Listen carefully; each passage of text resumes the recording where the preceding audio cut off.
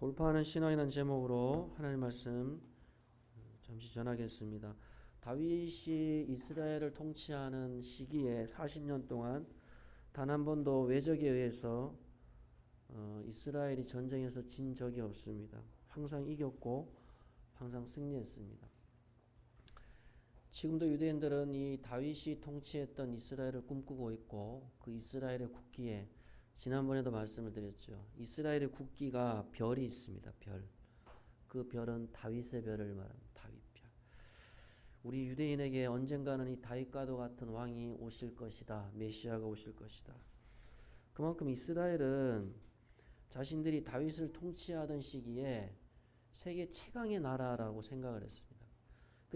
실제적으로 고대의 이스라엘이라고 하는 이 작은 나라가 바벨론에서부터도 기한을 했고, 아수르도 이겼고, 애굽도 이겼고, 이 작은 나라가, 하나님을 믿는 이 작은 나라가 진짜 초인류 강대국이었습니다. 누구도 범접할 수 없는 위치에 있었고, 그 중심에는 이 이스라엘을 다스렸던 다윗이라고 하는 왕이 있습니다. 근데 이 다윗도 굉장히 싸움에 용맹했지만, 그 다윗 밑에 있었던 부하들, 우리가 방금 읽었던 여기 13절에 보면 또 30두목 중 세 사람이 곡식 뺄 때에 다윗 밑에 30명의 장관들이 있었습니다. 장수들이 30명이 있었는데 그 30명의 장수 중에 세 명의 장수, 최고의 다윗 바로 밑에 싸움에 있어서 굉장히 용맹했다. 우리가 읽지는 않았는데요. 거기 9절을 보십시오. 23장 9절에 보시면 다윗 바로 밑에 세 명의 아주 싸움의 장수가 있었습니다. 세 명. 그 세 명의 장수 중에 한 사람이 나오는데 9절을 볼게요. 그 다음은 아호와 사람 도대의 아들 엘르아살이니 다윗과 함께한 세 용사 중에 한 사람이라. 블레셋 사람들과 싸우려고 거기에 모임에 이스라엘 사람들이 물러간지라. 세 용사가 싸움을 도두고 10절까지 읽어보겠습니다. 그가 나가서 손이 피곤하여 그의 손이 칼에 붓기까지 블레셋 사람을 치니라. 그날에 여호와께서 크게 이기게 하셨으므로 백성들을 돌아와 그의 뒤를 따라가며 놀아갈 뿐이었더라.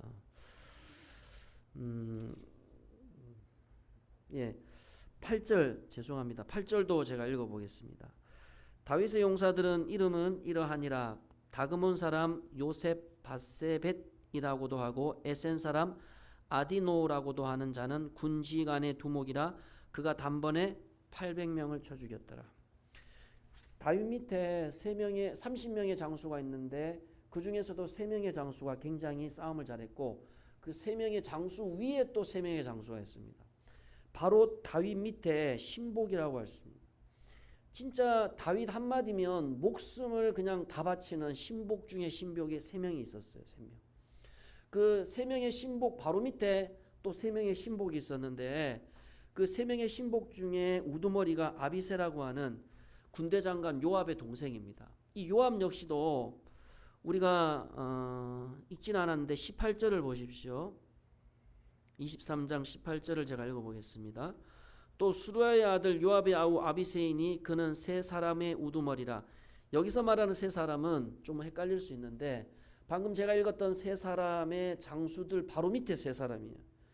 그러니까 다윗은 자기 밑에 자기를 호위하는 3명의 장수가 있었고, 그것도 한 사람이 800명을 죽일 수 있는 장수가 있었고, 그 다음 그 밑에 또 장수 3명이 있었는데 그 장수 중에 우두머리 아비새는 제가 18절을 읽어보겠습니다. 또 수레의 아들 요압의 아우 아비새이니 그는 그 세 사람이 우두머리라. 그가 그의 창을 들어 300명을 죽였다. 한 사람이 300명을 죽였다는 겁니다. 채찍건 세 사람 중에 한 사람은 800명을 죽이고, 그 밑에 또 3명의 장수 중에 우두머리는 300명을 죽였다는 거예요. 이것은 무엇을 이야기를 하냐면 다윗의 이 통치가 그만큼 강력했다는 겁니다. 여러분, 교회도 그렇고 공동체도 그렇고 이 우두머리의 리더십이 어떠냐에 따라서 군 기강이 왔다 갔다 하는 거예요.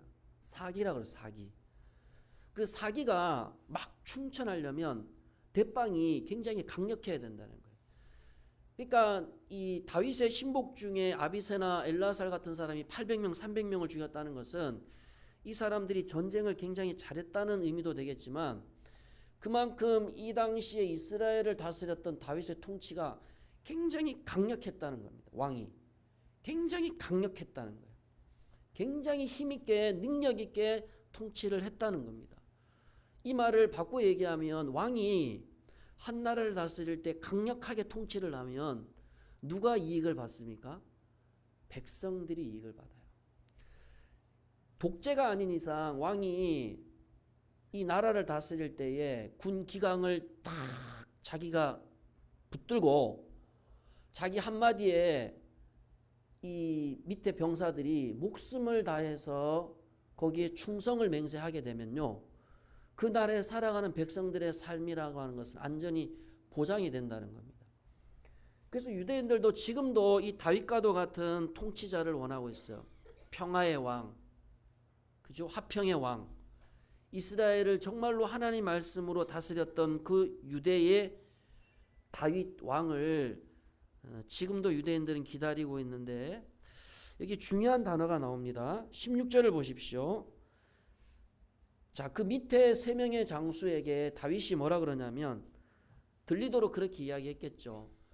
지금 자기가 있는 아둘람 굴 주변에 르바임이라고 하는 곳에 블레셋 사람들이 대적을 했습니다. 대적을 했는데 이 사람들이 자기네들의 기지를 어디로 삼았냐면 베들레헴에다가 기지를 삼았어요. 베들레헴에 블레셋 군대를 주둔을 시켜놨는데 다윗이 뭐라 그러냐면, 저 베들레헴 성문 우물 곁에 있는 물을 한 바가지를 떠서 나에게 먹일 사람이 과연 누가 있겠느냐. 저 우물물을 마시고 싶다. 다윗이 어디 출신이죠? 베들레헴 출신입니다. 자기의 고향 베들레헴, 하나님의 땅, 거기에 지금 누가 주둔하고 있습니까? 이방 백성, 하나님을 대적하는 군대가 거기에 주둔하고 있다는 거예요. 그럼 다윗의 마음 가운데는 그런 마음이 있었겠죠. 내 고향을 감히 건드려? 그래서 다윗이 아마 자기 밑에 부하 장수들을 시험했는지는 모르겠지만, 야, 저 베들레헴에 있는 우물 곁에 있는 저 우물물에 있는 물 한 바가지 한번 먹고 싶구나. 이 얘기를 들었던 세 명의 용사가 그 자리에서 블레셋 진영으로, 여기 보면 돌파했다는 표현이 나옵니다.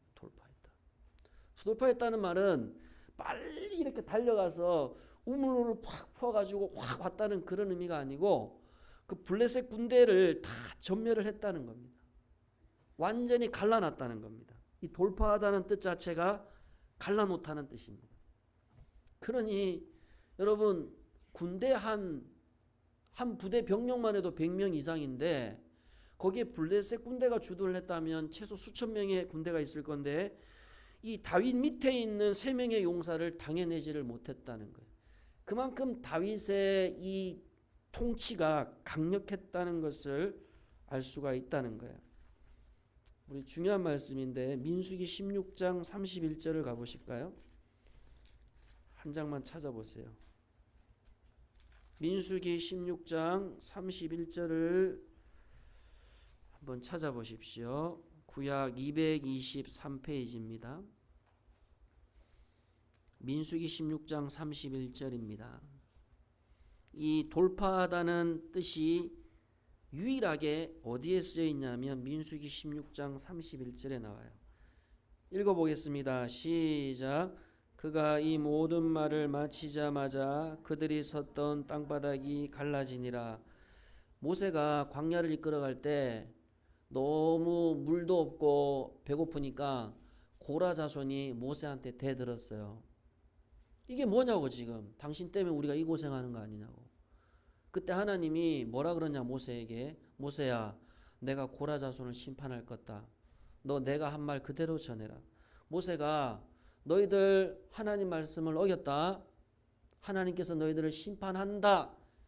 그 말이, 그가 이 모든 말을 마치자마자, 모세가 하나님의 말씀을 대언하자마자 고라 자손이 섰던 땅바닥이 어떻게 됐다고요? 지진이 났다는 거예요. 갈라졌다는 거예요. 돌파했다는 얘기.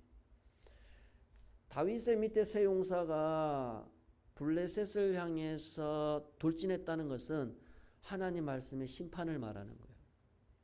그러니 여러분, 우리가 이 세상을 살아갈 때에 뭐가 중요하냐면 내가 가진 능력이나 내가 할 수 있는 어떤 경험이 중요한 것이 아니고 우리를 통치하고 있는 분이 과연 누구냐. 이 다윗은 누구를 예표한다고요? 예수님을 예표합니다. 예수님을 예표하는 거예요. 예수님의 말씀의 심판이라고요.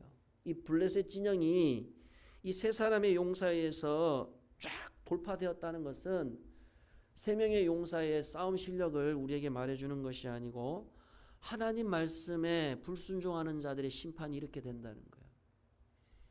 다시 말하면 다윗 시대 때 누가 통치를 했느냐?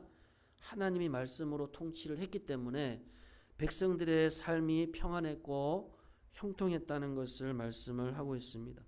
우리가 이 세상을 살아갈 때도 마찬가지입니다. 우리가 이 세상을 살아갈 때 우리가 돌파하는 능력이 있어야 되겠죠. 그죠? 세상 사람들은 자기 실력과 또 자기의 수단 방법을 가리고 이 세상을 살아가는데 우리 하나님을 믿는 사람들은 무엇을 가지고 이 세상을 돌파해야 되느냐? 하나님의 말씀을 가지고 우리를 대적하는 이 세상을 향해서 돌파해 가셔야 된다는 거예요. 말씀이 심판하게 되면 여러분의 가정과 직장과 사업의 영역이 주님 안에서 통치를 받게 됩니다. 통치. 여러분, 다윗 시대 때 왜 하나님께서 이스라엘 나라를 강력하게 평안 가운데 그들을 인도해 주셨을까요? 다윗이 착해서요? 다윗 착한 사람 아니잖아요. 그럼 다윗이 뭐 어떻게 다른 사람 잘 도와줬어요? 그것도 아닙니다. 오직 하나님의 말씀이 다윗 시대 때 심판을 했기 때문에 말씀이 심판을 하게 되면 여러분 가정이 세워지게 됩니다. 말씀이 다스리게 되면 교회가 세워지게 됩니다. 말씀이 내 직장과 사업을 통치하게 되면 직장이 세워지게 되고 사업이 세워지게 되는 거예요. 자기의 이야기와 자기의 경험으로 자기의 삶을 돌파하려고 하는 순간 절대 백전백패할 수밖에 없다는 거죠. 한 주간도 살아갈 때에 우리의 믿음으로 우리의 신앙으로 돌파하려고 하지 마시고 누가 내 삶을 통치하고 있느냐? 누가 내 삶을 다스리고 있느냐?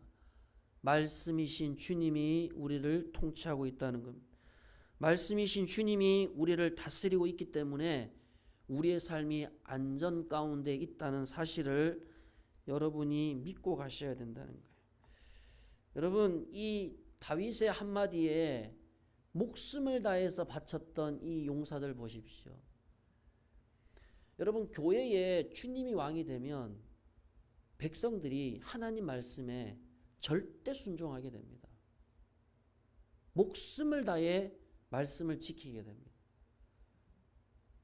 백성들이 말씀을 목숨을 다해 지키게 되면 어떤 일이 나는 줄 아세요? 교회가 세워지는 거예요. 강력하게 교회가 세워지게 됩니다. 교회가 어떤 재정이나 사람으로 세워지는 것이 아니고 말씀의 심판 앞에 우리가 안전을 누릴 수가 있다는 거죠. 말씀이 역사할 때, 말씀이 우리의 주인이 되고 말씀이 우리의 왕이 될 때 교회가 세워지고 또 여러분의 가정이 세워지게 된다는 사실을 믿으시기를 축복합니다. 기도하겠습니다. 하나님 아버지 감사합니다.